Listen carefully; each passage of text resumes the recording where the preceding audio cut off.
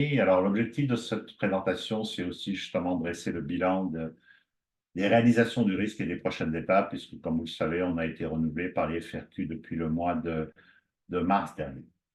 Alors, juste pour me présenter un tout petit peu avant de vous partager mon écran. Donc, Philippe Gachon, professeur d'hydroclimatologie à l'Université du Québec à Montréal.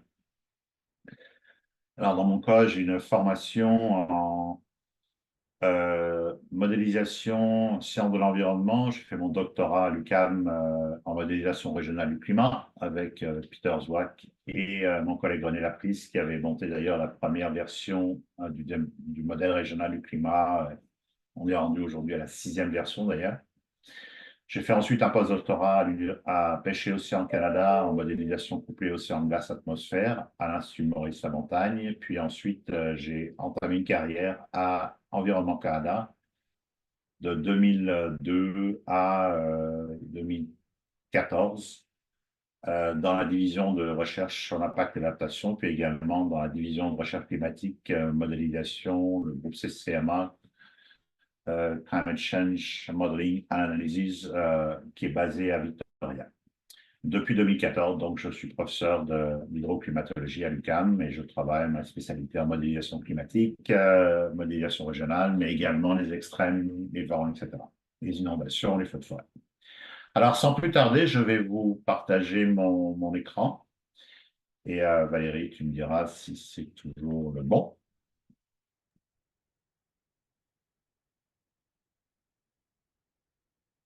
Là, Voilà, ça arrive là. OK.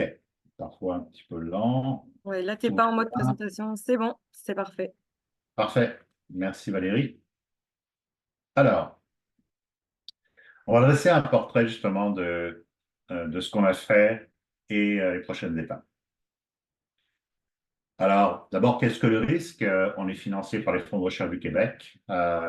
Le risque est un réseau interuniversitaire de recherche, une plateforme aussi d'échange et d'intégration qui regroupe des intervenants gouvernementaux, les partenaires socio-économiques et les chercheurs, chercheuses de différents domaines, sciences sociales, naturelles, technologies, médicales, sanitaires, économiques, gestion et politique, dans le but tous ensemble d'améliorer la capacité du Québec à se préparer aux inondations et à s'en protéger. Le risque, justement, vise à développer les connaissances et les stratégies, aider aussi le développement des stratégies viables et pérennes face au risque d'inondation. Alors, on regroupe au départ, quand on a été formé, je vous donnerai quelques dates juste après, on était 16 universités. Aujourd'hui, on a toutes les universités du Québec. Vous voyez ici la carte à droite. Donc, on a rajouté, en plus des universités qui étaient là au départ, Bishop, donc à côté de Sherbrooke, puis également la TELUC. Donc, ce qui nous fait aujourd'hui qu'on a l'ensemble des universités membres du RIS. Puis, on a également des partenariats avec 2 CCTT, qui sont des centres de transfert technologique, dont nommément d'ailleurs le RISC, pas le même, le RISC, qui travaille justement sur la formation en sécurité civile à Notre-Dame-de-Foix. Et nous avons d'ailleurs fait des collaborations de plusieurs événements. Je vous en parlerai après avec eux. On a à peu près plus de 177 chercheurs, chercheuses à travers le réseau universitaire, une centaine de partenaires, des budgets qui nous avaient été octroyés sur une période de 6 ans, totalisant 3,2 millions de dollars, donc à peu près 530 000 dollars en moyenne par année. Alors, la création du risque, d'où ça vient? Je fais un tout petit peu d'histoire ici avec vous. Vous vous rappelez, en février, au printemps 2017, on a eu des inondations majeures au Québec qui ont vraiment marqué euh, une des plus importantes inondations, notamment dans la vallée de l'Outaouais, mais il y en a eu aussi ailleurs, dans d'autres secteurs du Québec. Donc, des inondations qui ont vraiment été extrêmement importantes, à la fois en termes de coûts humains, mais aussi d'impacts psychosociaux, de coûts économiques, etc. Donc, cette même année-là, en décembre 2017. C'est produit plusieurs choses d'ailleurs cette année-là, en 2017. Je vous en parlerai d'un autre événement aussi en mars 2017, en dehors de ceux qui connaissent la tempête d'ailleurs de neige en mars 2017 qui avait bloqué la 30, mais il s'est produit d'autres choses. Mais en décembre 2017, suite à cette inondation majeure du printemps, différents ministères du gouvernement, à l'époque c'était le gouvernement libéral, s'étaient réunis en décembre, en présence d'ailleurs de Rémi Quirion, faire un bilan, justement, une perspective et mettre en place un certain nombre d'initiatives pour justement faire face à ces inondations qui avaient été effectivement, comme je le mentionnais, majeures pour le Québec. En mars 2018, donc, il y a un plan d'action en matière de sécurité civile qui a été mis en place et aussi, donc ça s'est mis en place par le ministère de la Sécurité publique, puis également le projet InfoQ qui a démarré par le MELCC à l'époque qui s'appelait le MDELCC. Encore une fois, on parle de gouvernement libéral à l'époque. En mai 2018, donc quelques mois plus tard, les FAQ se sont réunis suite aussi à une demande qui a émané du gouvernement du Québec pour lancer un appel à proposition et toutes les universités, Daniel, tu es là, tu te rappelles, on était là, on s'est tous réunis autour d'une seule et même thématique qui était les inondations pour se mobiliser avec une réunion qui a été organisée via le Bureau de coopération interuniversitaire. C'est important de le rappeler, c'est la première fois que on se réunissait tous pour préparer une seule et même demande, toutes les universités, pour travailler ensemble sur une thématique qui est évidemment extrêmement importante pour le Québec. En janvier 2019, on a obtenu notre financement. En décembre, on a commencé nos activités, donc début de 2019, pour une période de 6 ans qui s'est terminée en mars 2024 avec un renouvellement qu'on a eu cette année. Alors, je le précise parce que peut-être vous ne le rappelez pas, mais il y a aussi en 2017 une chose extrêmement importante qui s'est produite aussi au Québec, avant d'ailleurs les inondations en mars. Le Canada a invité, dans le cadre de la plateforme régionale des Amériques sur la réduction des risques de désastre, à ratifier le cadre de Sendai qui avait été mis en place depuis 2015. Donc, ça a pris 2 ans pour que le Canada le ratifie. Ce cadre-là, il fixe un petit peu les objectifs, notamment vis-à-vis de la réduction des risques de désastre. À la fois pour fixer les priorités, mieux comprendre les risques, la priorité numéro 1, la priorité numéro 2, renforcer la gouvernance des risques de catastrophes, priorité numéro 3, investir dans la réduction des risques, et la priorité numéro 4, améliorer la préparation, faire et intervention pour une intervention efficace et faire et reconstruire mieux. D'ailleurs, on avait, avec plusieurs collègues de différentes universités, l'INSPQ, différents ministères aussi, fait un événement en parallèle à cet événement-là qui avait lieu d'ailleurs au Palais des Congrès à Montréal pour discuter justement sur la réduction, comment on devrait justement mettre en place ces éléments reliés à la réduction des risques de désastre. Et on avait produit d'ailleurs un rapport qui est disponible d'ailleurs sur ce site web, où vous pouvez voir ici. Alors, il a commencé vraiment les dernières années, 2017 a marqué, comme je disais, la mémoire pour les inondations au Québec, mais on a eu aussi une prise de conscience de plus en plus à l'échelle internationale. Je vais juste en donner un exemple ici au Forum économique de Davos, donc qui a lieu à chaque année, comme vous le savez, en Suisse. Le responsable d'ailleurs de ce forum économique avait déclaré dans le Global Risk Report qu'il était important évidemment de travailler ensemble pour trouver les clés justement pour prévenir les risques pour un monde plus résilient au bénéfice des générations futures et que les risques sont de plus en plus complexes, ils deviennent systémiques, ils se multiplient, puis que nos réponses doivent être justement interconnectées dans tous les nombreux systèmes qui sous-tendent notre monde. Sous-entendu, il y a un travail de collaboration qui est fondamental de faire dans le domaine évidemment des risques. C'est vrai pour les inondations, mais c'est vrai aussi pour les autres risques d'origine naturelle. Alors, on a une structure de gouvernance, je passe rapidement ici avec représentative de justement la diversité des institutions qui composent le risque, un conseil de direction qui contrôle le budget, qui fixe les orientations stratégiques des activités du réseau et contribue au développement, au renforcement des partenariats, surtout pour l'instant au Canada, mais on va aussi développer une collaboration de plus en plus à l'échelle internationale. Le comité scientifique qui, lui, se voit allouer l'essentiel des budgets de recherche et organise des appels à projets, les programmes de bourse, et s'occupe justement de la programmation scientifique et les collaborations de recherche, puis le comité de gestion qui est plus un comité qui veille à la gestion exécutive des activités du réseau. Alors, on a également justement des représentants des ministères fédéraux, provinciaux dans le conseil de direction. Alors, notre programmation scientifique stratégie est organisée autour de 5 axes qui sont d'ailleurs fortement inspirés du cadre de Sendai dont je vous ai parlé juste avant. Tous ces axes-là, de toute façon, aussi impliquent, peu importe l'axe, différentes disciplines pour favoriser justement un maillage intersectoriel de plusieurs thèmes de recherche. L'axe 1, par exemple, qui sont co-dirigés par plusieurs collègues à travers le réseau universitaire. Donc, l'axe 1, c'est l'identification des facteurs de risque d'inondation et de désastre, avec nos collègues Marc-André Bourgault de l'Université Laval, mais également Maxime Boivin à l'UQAC. Gestion, aménagement des territoires à risque, enjeux de gouvernance et législation, qui sont co-dirigés cet axe-là par mon collègue Mario Gauthier de l'UPRO, Pascal Biron à Concordia et Thomas Buffin-Bélanger à l'UQAR. Un troisième axe sur l'évaluation des impacts biopsychosociaux, sanitaires, économiques et partage des coûts associés avec ma collègue Nathalie de Marcellis-Varin de Polytechnique. L'axe 4 qui est plus sur la transformation, réduction de vulnérabilité, donc qui est vraiment relié, vous vous rappelez encore une fois, au troisième axe de priorité de Sandby. Réduction des vulnérabilités des individus, organisation et collectivité avec ma collègue Yana Gébrac de l'UQAM, mais également Mélissa Généreux de Sherbrooke. Puis le dernier axe, qui est plus un axe transversal sur la gestion et communication outils d'aide à la décision, l'adaptation, la résilience, qui est co-dirigé par ma collègue Lisa Banchil de McGill et également Marie-Christine Terrien de l'ENA.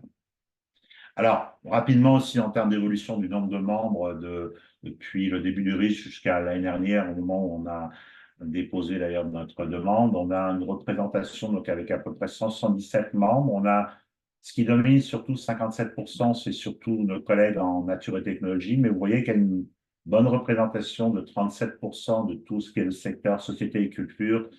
Puis, d'ailleurs, c'est quelque chose qu'on va améliorer au cours des prochaines années. Seulement 6% de nos collègues qui sont membres du réseau risque qui viennent du domaine de la santé. C'est sûr que leur implication durant la pandémie aussi a limité évidemment l'implication qu'ils pouvaient avoir dans les réseaux de ce type-là.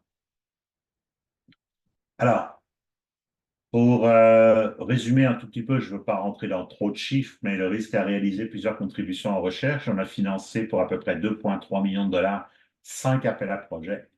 5 programmes de bourse pour à peu près 451 000 dollars. Organisé, encore une fois, merci beaucoup Valérie, plus d'une cinquantaine de webinaires avec pas loin de 600 participants, 5 ateliers. Et on a également produit un ouvrage collectif co-dirigé par Thomas Buffin-Bélanger, Daniel Maltais et Mario Gauthier qu'on a publié, je vais vous en parler juste après. Vous avez ici, je vous laisse évidemment regarder ça dans le détail, la répartition par secteur des FRQ pour les programmes de bourse, puis également pour tous les montants qu'on a accordés pour les appels à projets. Donc, vous voyez ici, par exemple, même si on a moins proportionnellement de collègues qui sont dans le domaine sciences humaines, ça a été quand même Société et Culture, 57% des projets qui ont été financés, les appels à projets qui ont été financés, 30% pour la partie nature et technologie et à peu près 13% pour la partie santé. Donc, vraiment, on voit une répartition justement par secteur d'activité, secteur et discipline des FRQ en termes de financement. Là, je vous donne quelques exemples justement. Toute cette information-là est disponible de toute façon sur notre site web, des exemples d'appels à projets. Juste pour mentionner, sans trop de rentrer dans le détail, c'est que pour inciter nos collègues aussi à travailler en intersectorialité, on demande à chaque proposition, équipe, d'avoir au minimum 2 universités, 2 disciplines et que ça couvre au minimum 2 axes du risque que je vous ai présenté juste avant. Donc, c'est ça qui permet justement d'abord aux collègues de sortir de leur silo disciplinaire et de pouvoir justement travailler en dehors de leur université aussi dans d'autres disciplines que les leurs pour s'entourer d'équipes aussi ou de compétences qui ne sont pas nécessairement les leurs au départ. Et c'est ça, ça a permis justement de pouvoir financer les projets qui sont de plus en plus et véritablement intersectoriels ou au minimum multidisciplinaires.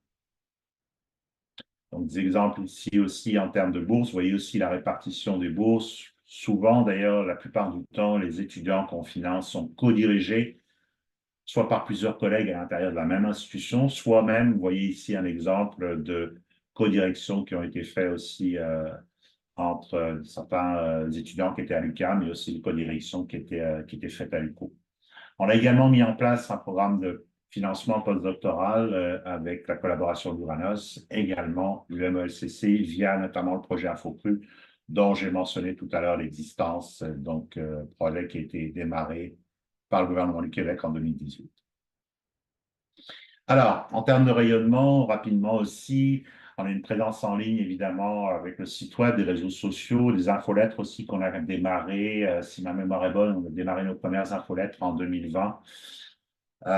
Elles sont toutes, à chaque fois qu'elles sont diffusées, ensuite archivées aussi sur notre site web. J'ai mentionné tous les webinaires donc, depuis 2020. Elles sont ensuite redistribuées sur notre plateforme YouTube. On est également beaucoup présent pour certains de nos collègues aussi dans les médias, ce qui montre aussi à quel point l'expertise, la pertinence des membres du risque permet aussi de diffuser, de transmettre les connaissances aussi auprès des médias et du grand public. Des événements en termes de participation, des tables rondes, des colloques, des conférences avec des partenaires clés, que ce soit à l'intérieur, par exemple, de colloques qu'on a fait à l'ACFAS à plusieurs reprises avec le Centro et RQCP, donc le réseau québécois COVID pandémie, avec lesquels d'ailleurs nous avons fait récemment une activité, une table ronde avec des étudiants, équitaires, des présentations aussi ou des collaborations, des ateliers qu'on fait aussi avec, par exemple, Environnement et Changement climatique Canada. On a mis en place, justement, je mentionnais tout à l'heure le CCTT, le Centre de transfert technologique, le RISC, une formation en ligne qui a été disponible et qui est encore disponible d'ailleurs sur notre plateforme, sur notre site web, les inondations, introduction au concept de base. On a également fait les guides avant, pendant, après en format vidéo. D'ailleurs, je salue encore une fois le travail qui a été fait par Valérie, là-dessus. Également une section foire aux questions sur le site web pour orienter aussi, qui recueille des recherches et informations aussi de nature vulgarisée parfois. Synthèse des connaissances qu'on a démarré, qui sera rendue disponible au fur et à mesure qu'elle va être mise à jour. Notamment, on est en train de synthétiser tous les appels à projets dont j'ai parlé juste avant, au fur et à mesure que les projets sont terminés ou même que les étudiants, par exemple, qui ont reçu des bourses, on synthétise aussi les travaux qu'ils ont fait, soit dans le cadre d'une maîtrise ou même au niveau du doctorat. Tout ça sera mis en ligne progressivement sur notre site web également. Vulgarisation scientifique, on a fait des capsules et entrevues vidéo. Concours étudiants, vulgarisation scientifique. Puis également, participation, on a fait la 3e édition, d'ailleurs cette année, ça c'est un projet qu'on fait en collaboration avec nos collègues du CIROD, puis également de l'ISE. Un concours qu'on fait donc régulièrement depuis 3 ans. On est rendu à la 3e édition. Également participer à des sprints des sciences, série d'ateliers destinés aux élèves du secondaire. Et aussi, on est de plus en plus impliqué maintenant aussi avec la formation aussi qu'on donne ou qu'on aide avec même au niveau du primaire. Quelques exemples ici d'infolettes, de concours, table ronde, ici avec les affiches qu'on avait produites. Je passe rapidement. On a publié, je l'ai mentionné tout à l'heure, donc un ouvrage collectif, ce qui a été, là, il faut vraiment remercier tous les collègues, en particulier Daniel, Mario et Thomas, qui ont travaillé très fort pendant plus de 2 ans et demi sur cet ouvrage-là, donc qui a été publié en novembre 2022, qui regroupe à peu près 53 auteurs provenant de 10 des 18 universités du Québec. C'est la première fois qu'on a un ouvrage publié en langue française et qui regroupe autant d'auteurs de toutes les universités sur une thématique et celle de l'inondation. Donc, encore une fois, merci à mes collègues, à nos collègues aussi d'avoir contribué à cet ouvrage-là, qui est toujours disponible à la fois en format électronique, puis également en format papier. On a aussi commencé une veille scientifique. Ça montre ici, je vous donne un exemple. Ici, ça, c'est les publications. On a une étudiante qui travaille là-dessus pour nous permettre justement de monter une base de données justement de toutes les publications, peu importe d'ailleurs les disciplines, que ce soit au niveau international et aussi canadien. Là, c'est un exemple aussi d'à peu près 200 publications qui ont été publiées sur la thématique des inondations depuis 2018 à travers le Canada, et on voit que les universités ont publié à peu près 70% du volume total de toutes les publications dans ce thématique-là. Donc, encore une fois, c'est vrai dans ce domaine, mais c'est vrai aussi dans beaucoup de domaines. En fait, les universités sont responsables à peu près, ça dépend des domaines, à peu près plus de la majorité, évidemment, des publications scientifiques. Puis on voit d'ailleurs cette évolution-là depuis qu'on a eu des inondations majeures et puis que le risque est rentré évidemment dans cette thématique-là. On n'était pas évidemment pas les seuls. Il y a eu beaucoup aussi de choses qui ont été faites avant aussi l'arrivée du risque, mais on voit cette augmentation en termes de publications scientifiques. En particulier, vous voyez ici, depuis 2017, là, c'est vraiment probant. Là, je sais que 2024, c'est pas encore totalement à jour, mais il y a aussi pas mal de choses qui sont sorties, notamment sur cette thématique-là au cours des derniers mois. On voit aussi, ça c'est intéressant, cette veille scientifique, encore une fois, ça, c'est merci Carl Alice de travailler là-dessus. On regarde par exemple sur à peu plus de 300 publications à travers le monde dans le domaine des inondations. Encore une fois, on a pris depuis 2018. On voit que le Canada est très, très bien représenté. 59% des publications dans le domaine des inondations, parce que c'est une thématique évidemment qui est extrêmement importante au pays. D'abord compte tenu évidemment de la grandeur de notre pays, mais aussi un des désastres naturels qui est évidemment majeur à travers le Canada. Donc, c'est pour ça aussi qu'il y a beaucoup de recherches. Et vous voyez ici à droite, ça c'est aussi en train de se mettre à jour au fur et à mesure aussi qu'on récupère les publications. La répartition des universités qui publient dans le domaine. Donc, on voit aussi que non seulement que le Canada est très bien représenté, mais aussi que les universités, et notamment le risque qui contribue à travers les universités à financer ce travail-là, est très bien représenté justement sur les publications dans ce domaine-là. Donc, ça aussi, c'est une réussite du développement de notre réseau et aussi de la contribution des chercheurs dans cette thématique-là, comme je le dis, qui est très importante à l'échelle canadienne, mais aussi évidemment à l'échelle québécoise. Alors, je termine là-dessus sur deux petites diapositives qui terminent la partie bilan avant de passer aux prochaines étapes. Le risque a également contribué au dernier rapport de l'UNDRR, dont je mentionnais tout à l'heure, United Nations Disaster Risk Reduction, donc qui a justement mis en place le cadre de Sendai dont je vous parlais tout à l'heure. On a contribué justement à promouvoir l'approche intersectorielle, notamment dans le domaine psychosocial et aussi les conséquences sur la santé, surtout quand on parle de risque systémique, mais aussi l'importance finalement des approches intégrées, mais aussi intersectorielles pour aborder les problématiques aussi importantes, évidemment, que les conséquences des désastres sur la santé humaine. Donc, non seulement on a contribué à ce rapport-là, mais également il y a une publication, vous voyez ici le lien qui est disponible sur le Journal of Disaster Prevention and Management. Alors, les valeurs ajoutées du risque, à la fois en termes de recherche, permettent d'avoir une vision d'ensemble des thématiques de recherche transversales et des thématiques de recherche multidisciplinaires. Encore une fois, décloisonner le savoir et aller plus loin ensemble, permettent une formation de la relève de plus en plus dans des domaines, évidemment, qui nécessitent plusieurs disciplines quand on fait face aux défis climatiques. Faire aussi en sorte que nos étudiants développent on travaille sur les nouveaux paradigmes ou les nouvelles approches dans la construction des savoirs. Combler aussi, évidemment, la pénurie de la main-d'œuvre qui est extrêmement importante, évidemment, peu importe le domaine, mais c'est vrai aussi dans le domaine des risques reliés aux enjeux socio-environnementaux contemporains. Et aussi, plus généralement, un service à la collectivité, faire de la recherche académique en co-construction, un outil de développement et d'innovation sociale avec des partenaires de tous les horizons, peu importe le domaine, pour favoriser une culture du risque et de la prévention, notamment passer progressivement en mode proaction versus réaction, une gestion intégrée des risques d'inondation. Je vais d'ailleurs en parler juste après. Deux dernières diapos sur la partie bilan. Vous vous rappelez, on a vécu toute une année 2023 en termes d'événements météorologiques, pas juste évidemment les feux de forêt dans le nord, mais on a aussi connu des précipitations qui ont engendré des inondations majeures à plusieurs reprises. Vous vous rappelez Baie-Saint-Paul en 2023, affecté par deux inondations majeures en l'espace d'à peine 6 mois. Donc au Canada, 2023 se classe parmi les 5 pires années jamais enregistrées en ce qui concerne les dommages assurés causés par les phénomènes météorologiques extrêmes. Ça nous vient évidemment du Bureau d'assurance du Canada qui compile toutes ces données-là, évidemment, en ce qui concerne les dommages aux biens assurés. Puis au Québec, puis ça, quand j'ai regardé ça, d'ailleurs, j'en ai reparlé, j'ai reposé la question moi-même à mon collègue du BAC, donc, qui est également membre du comité scientifique. On voit qu'en fait, juste le Québec, les coûts économiques des désastres, notamment reliés aux aléas hydrométéorologiques, ont plus que quadruplé en une décennie. Et l'année dernière, ça a été supérieur, les coûts juste en biens assurés, à 738 millions de dollars.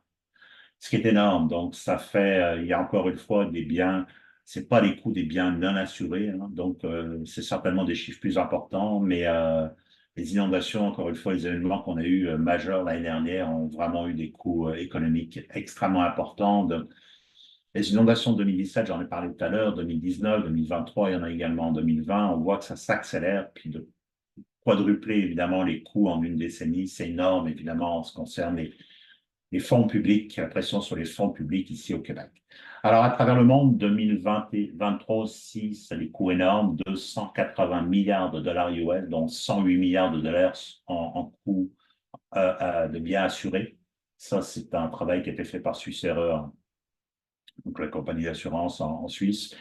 Puis de plus en plus, ça inquiète évidemment les assureurs avec l'augmentation des températures et événements météorologiques extrêmes.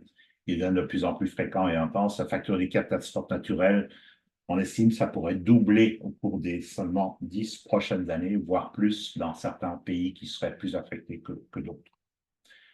Alors, c'est pour ça que d'ailleurs, ça a pas mal orienté notre renouvellement. Il faut vraiment passer d'une gestion proactive versus réactive. Souvent, vous voyez ici à gauche, on attend que la crise se produise. On est souvent en mode réactif plutôt que préventif. Et on doit progressivement passer ici à droite en mode de plus en plus préventif, anticiper les risques pour être capable de mieux se préparer, de réduire les conséquences, d'être en mode prévention aussi. C'est fondamental. C'est pour ça que c'est important. Ça va orienter une partie en fait de nos activités au cours des prochaines années. Adopter des approches basées sur les systèmes complexes, une meilleure compréhension aussi de la nature dynamique du risque qui change de plus en plus et qui est de plus en plus systémique. Maintenir, voire renforcer les connaissances sur les risques et mobiliser, valoriser les savoirs. Ça inclut également les conséquences, évidemment. Donc, il faut surveiller, suivre et renforcer notre capacité à faire face, en particulier pour mesurer véritablement les progrès dans la réduction des conséquences.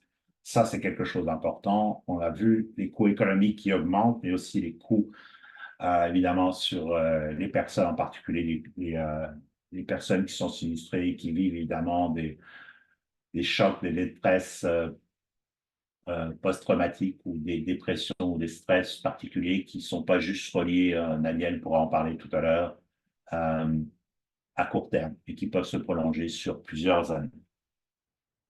Alors, le renouvellement du risque, donc on s'est fait octroyer un budget donc 2 fois plus important que ce qu'on avait pour les 4 prochaines années, donc 4 millions de dollars, 1 million de dollars par année. On s'est fait fixer 3 orientations par les FRQ. Un, renforcer nos acquis.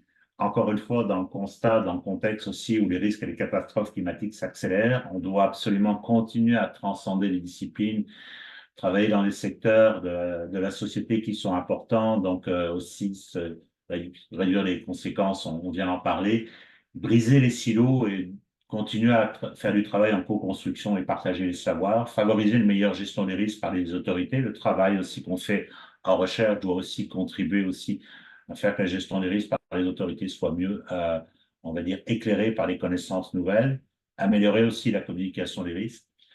On doit aussi continuer à travailler, à consolider l'intersectorialité, valoriser le réseautage, décentraliser, optimiser les collaborations. Et c'est pour ça d'ailleurs, je vous en parler un tout petit peu après, créer des antennes régionales du risque à travers le réseau universitaire. Développer une approche systémique et intersectorielle du risque, former une relève de plus en plus dans des contextes, encore une fois, intersectoriels. Ça veut peut-être aussi dire de revoir certains programmes de recherche pour améliorer cette intersectorialité, notamment dans la formation de la relève. Développement aussi d'un axe de mobilisation sociale, ça c'est quelque chose de nouveau dans le sens où on veut continuer à valoriser le dialogue, le transfert des connaissances entre les experts, notamment la science et les décideurs, les milieux de vie aussi. Créer des espaces de collaboration pérennes et de confiance mutuelle. C'est important, cette confiance mutuelle. Les chercheurs et chercheuses et les parties prenantes doivent travailler ensemble aussi pour bâtir cette relation de confiance. C'est extrêmement important pour arriver aussi ensemble à trouver des solutions. Cibler les efforts de communication vis-à-vis des décideurs et des populations et mieux connaître la vulnérabilité et l'exposition qui est en train de changer aussi beaucoup à l'échelle du Québec, et notamment au sein des communautés. On l'a vu pas juste en termes d'augmentation de la démographie au des dernières années, mais aussi on a un vieillissement de la population, on a des infrastructures qui sont vieillissantes aussi, donc ça veut dire aussi une modification de notre vulnérabilité à la fois humaine et évidemment en termes d'infrastructures. Alors, on a quelques priorités, constituées d'abord des chantiers, vous en parlez juste après, définir des pistes d'orientation pour voir si nos axes ne sont pas toujours adaptés ou on doit justement peut-être potentiellement les bonifier. Établir un plan de mobilisation, de valorisation des connaissances, ça c'est très important. On en a déjà un, mais on va évidemment le bonifier pour le mettre en place au cours des prochaines années. J'en ai parlé, mettre en place des antennes régionales du risque à travers le réseau universitaire. Donc, on est en discussion d'abord pour élaborer justement quelle doit être une antenne et ensuite progressivement les mettre en place et les orienter dépendamment des besoins des milieux avec nos collègues à travers les réseaux universitaires.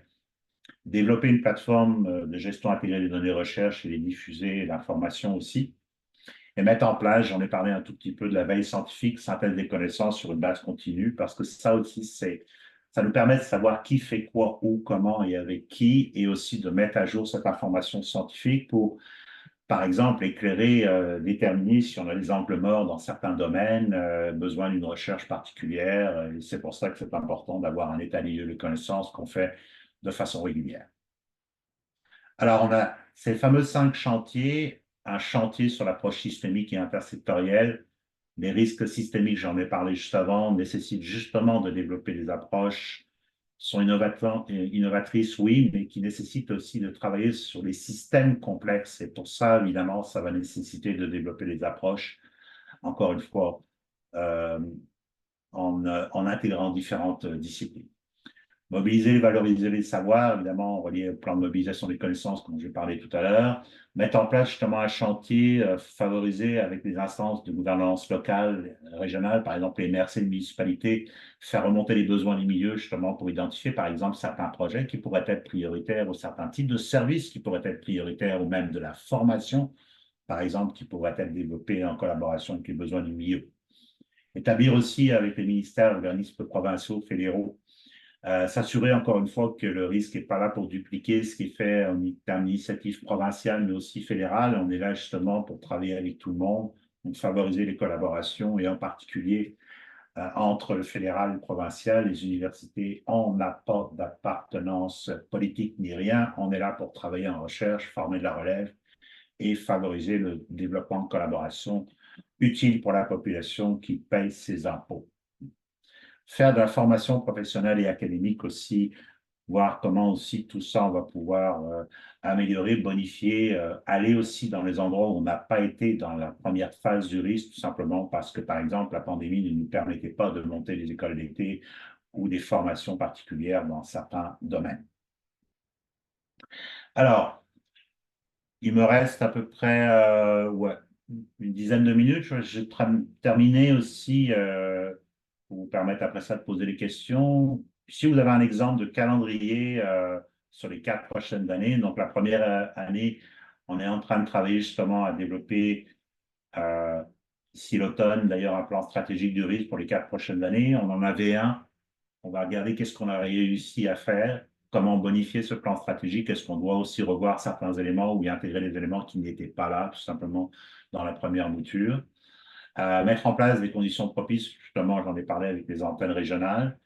Établir une discussion avec l'UCO, avec d'autres universités aussi, ça va être le cas bientôt, avec l'UQAR, avec l'UQAC, avec l'UQAC, différentes universités aussi à travers le réseau pour mettre en place ces antennes-là, mais on s'en fait aussi, on est en train de préparer un document qui va chapeauter justement l'organisation de toutes ces antennes. Établir aussi un processus initial avec les antennes afin de définir des besoins de recherche. Comme je disais tout à l'heure, les chantiers au niveau municipal, c'est très important, avec également les services de santé, les CIS de ce monde. C'est eux qui travaillent évidemment notamment en termes d'intervention, de prévention aussi avec le milieu, donc, ou qui ont à gérer les risques, par exemple au niveau municipal.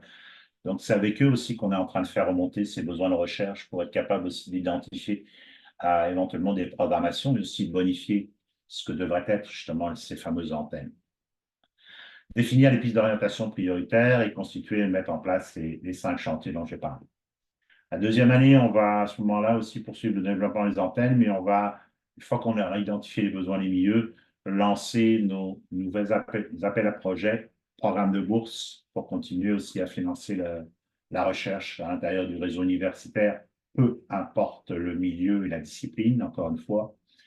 Initier un projet d'observatoire justement pour partager à la fois mieux gérer les données de recherche, mais aussi les partager de façon régulière, parce que comme je disais tout à l'heure, 70% des connaissances, ça veut dire que les universités, on possède énormément de connaissances, mais on doit mettre en place justement les mécanismes, et cet observatoire en sait un, pour partager cette connaissance-là, mais aussi avec la synthèse des connaissances, faire un suivi aussi, une analyse évidemment des connaissances qui sont développées ou celles qu'on aurait besoin de développer.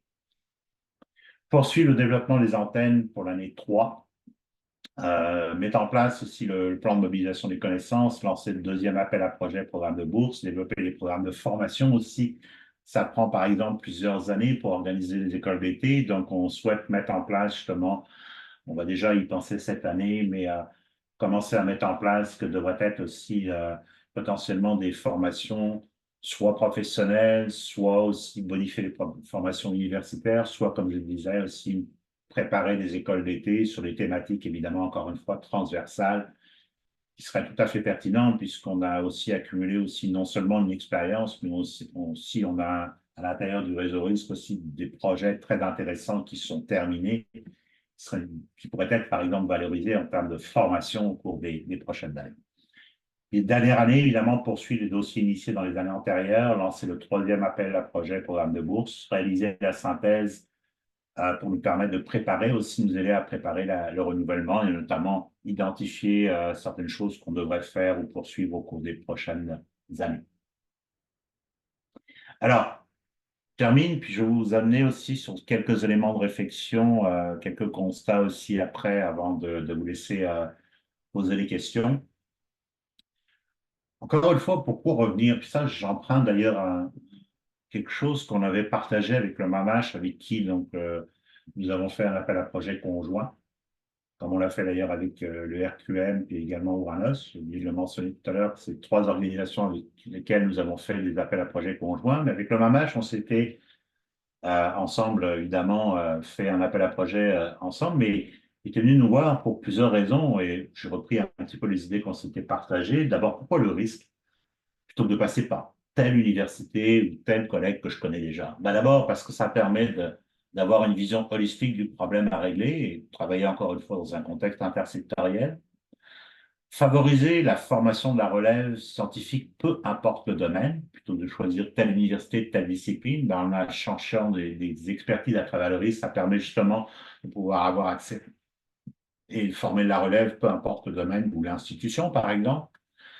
Avoir un plus large bassin aussi d'expertise et une vision novatrice, parce qu'en mettant justement plusieurs personnes autour d'un même problème, bah souvent on arrive à trouver des solutions qui n'étaient pas nécessairement les mêmes que celles avec lesquelles on doit ou compose si on fait toujours appel évidemment à la même discipline ou au même type d'expertise, parce que ça veut dire que quelque part, on est souvent, parfois en train de répéter la même chose, la même approche. Et puis pour terminer aussi, en termes d'équité, diversité, inclusion entre tous les chercheurs et les recherches à l'échelle nationale, parce que peu importe l'institution, je pense que tout le monde a un intérêt aussi, qu'on soit chercheur ou même partenaire, à aller chercher le maximum d'expérience, d'expertise dans le réseau à travers le Québec, qui recèle évidemment, encore une fois, énormément de compétences, peu importe l'institution d'origine. Et pour terminer, aussi une crédibilité des experts et des solutions qui sont basées sur les données probantes et plus à jour.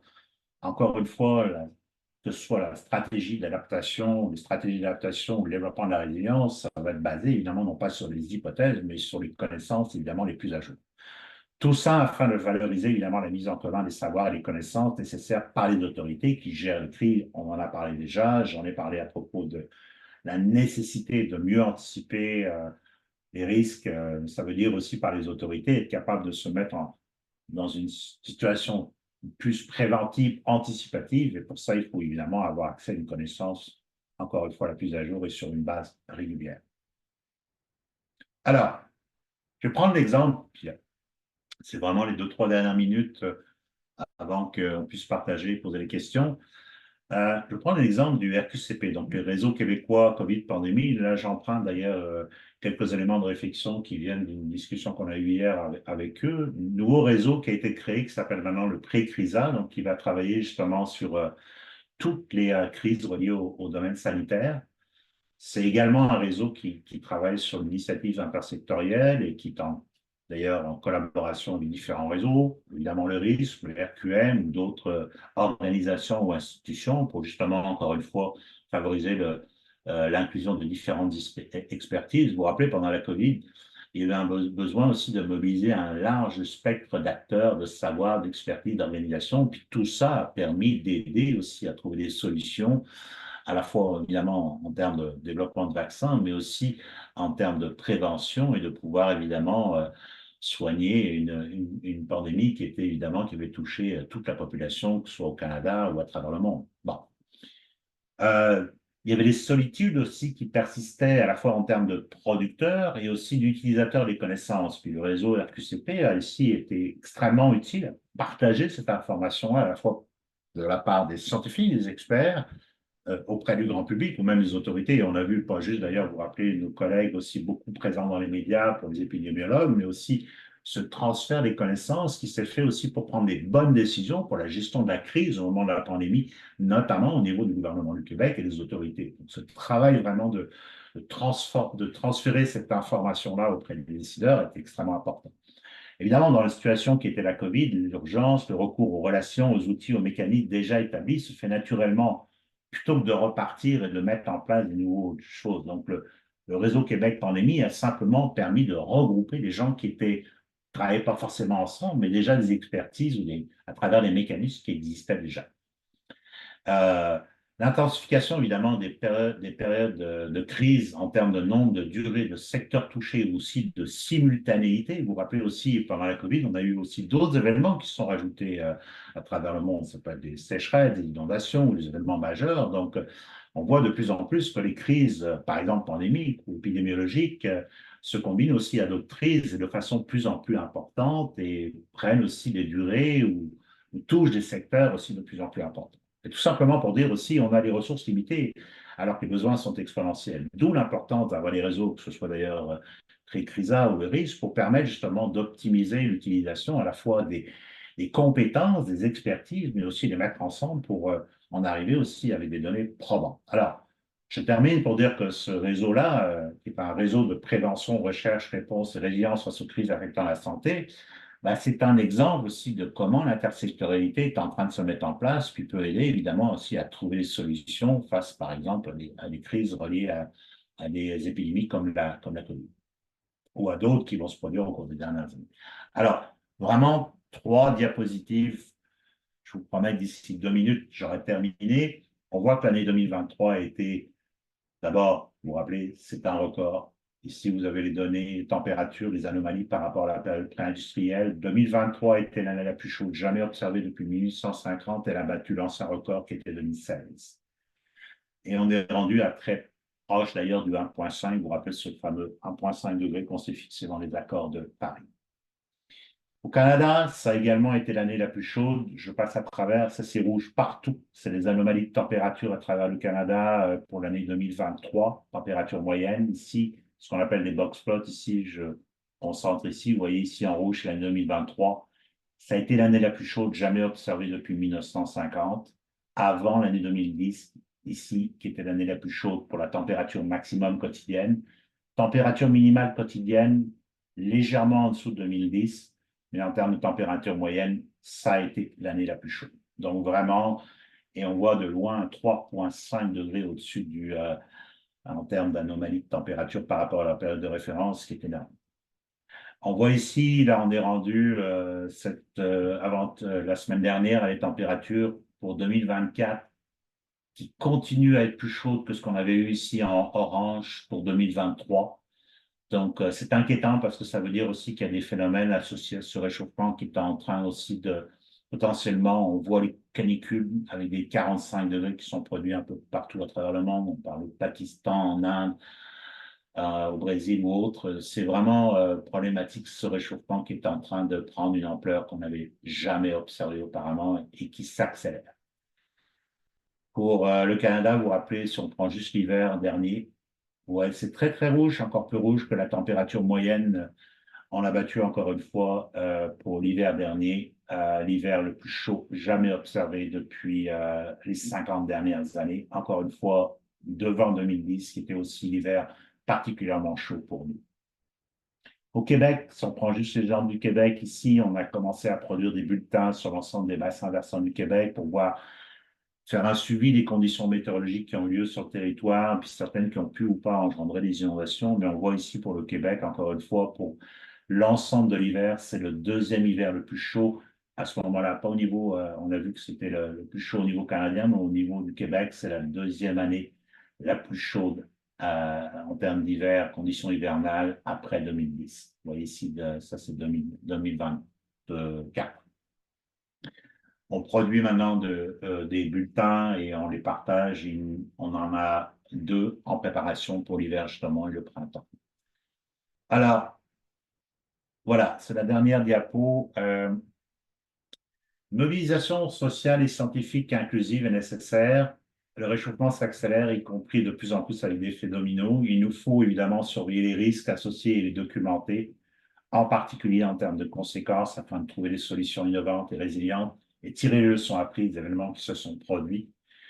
Améliorer notre connaissance des risques systémiques à des échelles régionales et locales, c'est vraiment embryonnaire parce que les risques systémiques, c'est pas juste encore une fois un problème d'un aléa, une inondation, mais aussi en termes de combinaison d'aléas ou de plusieurs petits phénomènes, mais qui se reproduisent tellement souvent que ça a parfois plus d'effets à court et à moyen terme que les événements majeurs, mais qui se produisent seulement une fois. Donc, c'est tous les éléments, une connaissance des risques systémiques qu'il faut développer, une recherche aussi en développement. Réduire les conséquences sur les systèmes naturels humains, ça passe aussi par des approches intégrées et pas uniquement sectorielles, mais encore une fois intersectorielles. L'exemple, par exemple, de pré-CRISA dont j'ai parlé tout à l'heure, sur le concept d'une seule santé, la santé animale, la santé humaine, la santé environnementale, c'est un tout qui finit par affecter évidemment notre santé à nous. Un environnement malsain, évidemment une biodiversité en déclin ou des risques épidémiologiques, automatiquement ça affecte évidemment, on l'a vu, notre santé d'un point de vue global. Alors, ça veut dire développer des solutions possibles si et seulement si on peut collectivement d'abord développer, promouvoir de bonnes pratiques et un savoir-faire efficace en prévention des risques, notamment basé sur les impacts, développer des infrastructures et des communautés plus résilientes et aider surtout les populations à les supporter, surtout parce que en termes d'équité, de justice et d'inclusion, les plus vulnérables sont souvent évidemment ceux qui sont les plus exposés ou qui ont des conséquences à court et à moyen terme les plus importantes. Donc il y a vraiment aussi un travail à faire aussi en termes d'équité, notamment vis-à-vis du changement climatique ou des conséquences de ce changement-là. Améliorer la prévention, la préparation, mobiliser, valoriser les connaissances, développer une approche basée sur les gestions des risques systémiques au bénéfice, encore une fois, des gestionnaires, passer progressivement aussi en mode anticipatif, j'en ai parlé. Et je termine vraiment, et je vais vous laisser la parole, à méditer sur le fait que, euh, comme disait le philosophe allemand, euh, Darling, excusez-moi, je reviens, je vais remercier tout le monde. Ma souris, elle a hâte aussi de terminer. Euh, là où le danger croît aussi ce qui sauve. Pour cela, il faut coordonner nos actions, éviter les silos, incluant la recherche et le transfert des connaissances afin de renforcer le développement de solutions innovantes et intégrées, éviter la duplication tant en termes de ressources et d'efforts et surtout la confusion. Le risque a été créé pour ça. Il faut travailler ensemble pour développer justement un climat et un Québec, pardon, plus résilient face au changement climatique. Donc, le risque y contribue et continuera à y contribuer. Et je termine pour remercier toute l'équipe, à mes collègues Jean-Bernard Guerdon, président du comité scientifique, Jean-Pierre Richer, directeur exécutif, Nathalie Saint-Amour, co-directrice, Mylène Riva, co-directrice, Karim Chokmani, co-directrice, Daniel, qui a été non seulement une source d'inspiration, mais aussi une collègue extrêmement importante depuis le début du réseau, qui est encore là. Toute l'équipe aussi, Charles, Stéphane, Manel, Sandra, Alice, Guillaume, Diane, Valérie, Eva, Marianne. Merci à tout le monde. Voilà.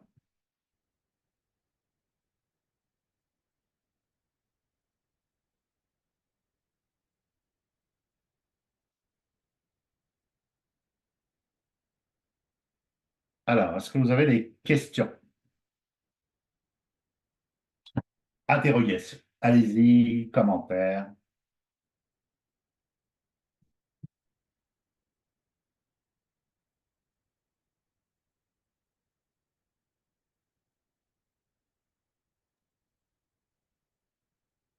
Daniel, tu aurais quelque chose à compléter, à dire que j'ai pas dit, Philippe, tu aurais dû dire ça ou Non, je pense que tu as t'as fait un bon portrait de la situation.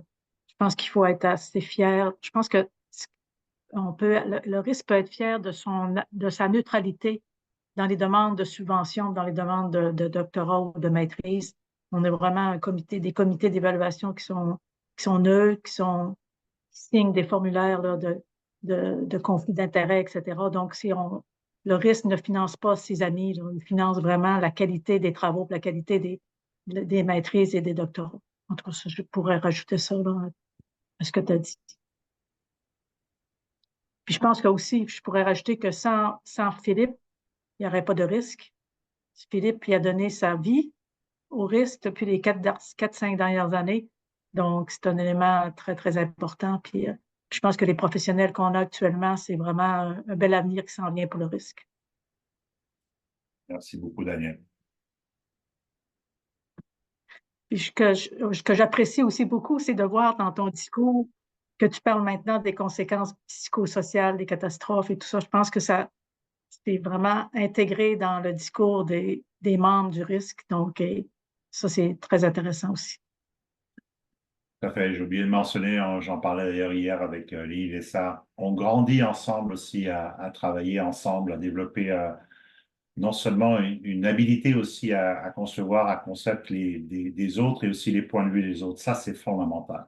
Je pense que aussi, là, un des avantages, forcer qu'il y ait au moins 2 universités dans les demandes de subvention, ça force des collaborations nouvelles, puis les activités du risque aussi lors des colloques ou des assemblées générales, puis des ateliers en équipe, ça a permis, dans les appels à projets, des collaborations qui n'avaient jamais eu lieu jusqu'à maintenant entre des chercheurs de différentes disciplines. Fait que je pense que ça, c'est intéressant aussi. Ouais. C'est quelque chose à maintenir. D'ailleurs, je t'ai jamais posé la question, Daniel, mais est-ce qu'avant le risque, tu aurais travaillé avec des économistes ou des gens qui... Donc, dans ton projet, tu as eu Mathieu Baudreau, qui est un mathématicien, qui travaille en actuariat. Non, Michael Baudreau. c'est une rencontre du risque qui a permis, quand on a discuté sur les projets à venir, qu'est-ce qu'on devrait étudier, tout ça, qui a permis cette collaboration-là.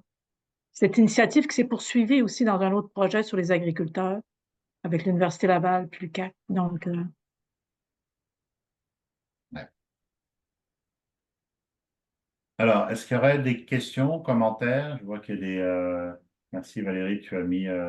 Alors, une chose aussi, peut-être, ça va inciter les commentaires. On nous a posé la question récemment, notamment comment partager notre veille scientifique. Alors, pour l'instant, c'est une étudiante qui travaille là-dessus, donc on a monté une base de données en Zotero, puis on est en train de travailler justement pour qu'on puisse la mettre en ligne, puis qu'elle soit partageable, c'est-à-dire que les gens pourraient faire des recherches par mots-clés, mais également que les chercheurs ou les étudiants pourraient eux-mêmes alimenter cette base de données-là, par exemple, pour rentrer leurs publications qu'ils viennent de faire en mémoire de maîtrise, etc. Donc, on est en train de travailler justement pour que cette base de données-là, cette veille scientifique soit mise en ligne pour être interrogeable et aussi qu'on puisse l'alimenter. bon, je pense un des défis du risque dans les prochaines années, là, puis comme c'est le défi aussi que la FRQS s'est donné, c'est vraiment de publier en français. Donc, parce que ce qui est écrit en anglais, c'est très scientifique. La population, puis les employés municipaux ou les gestionnaires municipaux des CIUS, etc., n'ont pas nécessairement toutes les qualités requises ou tous les apprentissages requis pour lire en anglais. Donc, je pense qu'il faudrait qu'on encouragerait les chercheurs du risque par, par, par un moyen spécial, mettons, de les encourager à publier en français. Et en anglais, mais en français aussi. Ça va être un très bon point. D'ailleurs, on va en reparler avec les FRQ, parce que vous le savez, il y a les FRQ ont une initiative justement en cours pour favoriser justement ce travail de publication, de transfert des connaissances dans notre langue, donc en français.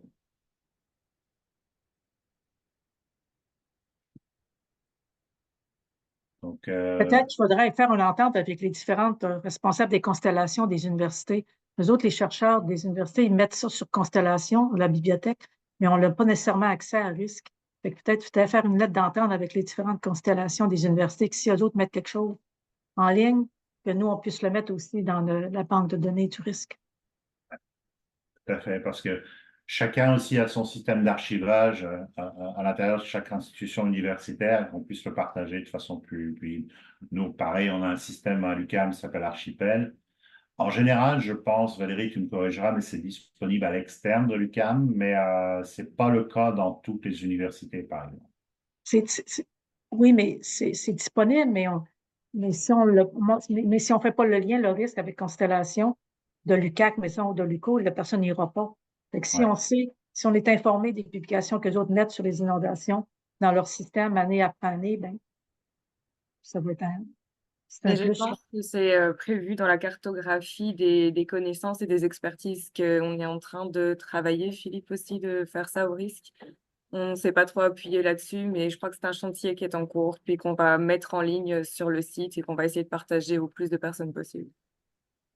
Tout à fait, parce qu'il y a une de nos étudiantes, notamment, qui travaille à aller chercher des mémoires de maîtrise et les doctorats. On a commencé pour l'instant avec les étudiants qu'on a cofinancés, mais aussi plus généralement, justement, permettre de les mettre à la fois dans la base de données, puis qu'elles soient accessibles, comme tu dis, Daniel, pour qu'on puisse les diffuser aussi, donc qu'elles soient connues.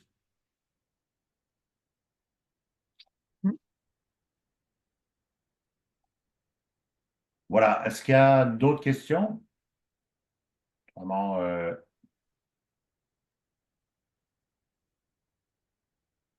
oui, monsieur Lapointe, allez-y. Oui, eh bien, moi, ce serait juste pour dire combien.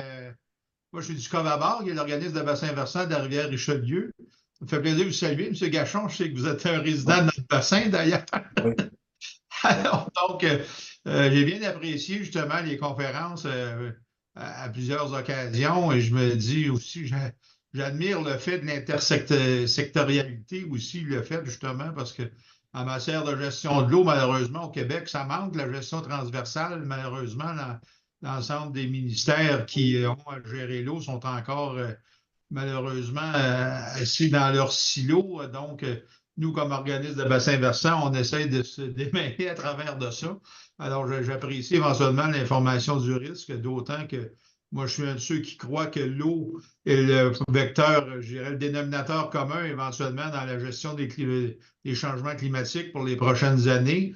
Alors, je pense que c'est d'autant plus appréciable de voir vos travaux, des rendre disponibles aussi et de voir en sorte aussi comment on pourrait peut-être collaborer de façon, parce qu'on a quand même des informations, nous, qu'on a sur nos bassins, mais d'informations qu'on cherche aussi, puis peut-être voir comment est-ce qu'on pourrait, je dirais, arrimer des projets de recherche, peut-être avec de vos étudiants, ou etc. Je pense que ça pourrait être quelque chose de drôlement pertinent pour les prochaines années. Tout à fait. C'est un bon point que vous mentionnez là. Oui, moi, je suis de l'autre côté de la rivière, donc j'ai prévu de venir vous voir. On en a parlé d'ailleurs récemment avec la Fondation Rivière. Vous avez aussi les Covabar et les OBV ou les ROBVQ, énormément d'informations aussi qui est disponible. Plus on partagerait cette information-là aussi, plus ça permettra justement de pouvoir d'abord créer un guichet unique et de pouvoir aussi savoir qui fait quoi, où et comment. Mais je sais que sur le Covabar aussi, vous avez des choses qui sont très intéressantes.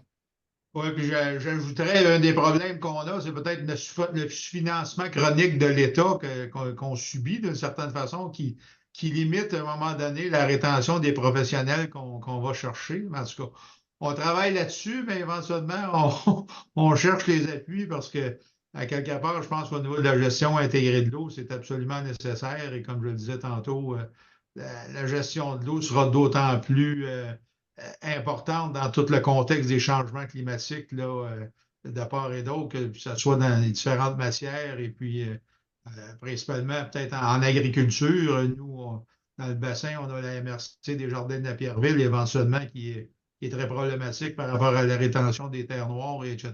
Donc, je pense que, outre les inondations qui sont des fois des conséquences justement des aléas des prochaines années, mais il n'en demeure pas moins qu'il faudra peut-être trouver à travers ça le positif qu'on peut aller chercher pour créer des mécanismes de rétention d'eau aussi qui font en sorte qu'on pourra justement alimenter nos nappes phréatiques, etc., dans les prochaines années. Donc, je pense que c'est primordial et intéressant de voir quelque part que nos institutions s'intéressent à la chose et que les recherches sont en ce sens-là aussi.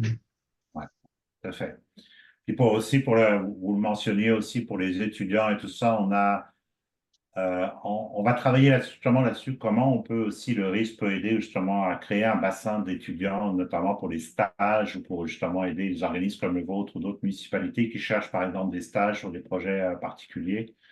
On a rencontré aussi, j'ai oublié de le mentionner d'ailleurs, dans le MITAX, donc qui fait les municipalités et les organismes aussi maintenant sont éligibles dans MITAX pour être capables justement de financer les stages d'étudiants, soit des étudiants pendant leur formation professionnelle ou même des étudiants pendant, par exemple, pour les périodes d'été.